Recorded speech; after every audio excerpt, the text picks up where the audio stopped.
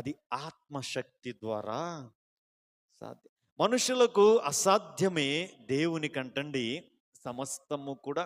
ఇలా బైబిల్ గ్రంథంలో మనం చెప్పుకుంటూ వెళుతూ ఉంటే చాలామంది సాధారణమైన వ్యక్తులు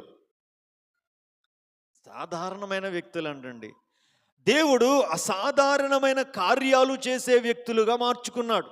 వారు ఊహకు మనం ప్రార్థన చేస్తాం కదా, అడుగు వాటికంటేను ఊహించు వాటికి అత్యధికంగా. నిజంగా దావీదు ఎప్పుడు అనుకుని ఉండడం రాజు అవుతానని కదండి. మోషే కూడా నిజంగా అనుకుని ఉన్నాడు 6 లక్షల మందిని ఆ బానిసత్వం నుంచి విడిపించగలుగుతానని.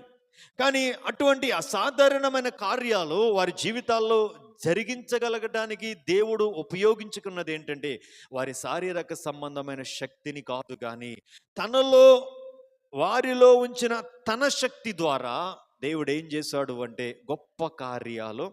ఆ అనుభవాన్ని ఇక్కడ గుర్తు చేస్తూ కోరహు కుమారులు అంటున్న మాట ఏంటి అంటే, అయ్యా నీ వలన ఎవరైతే బలము నొందుతారో వారు ధన్యులు.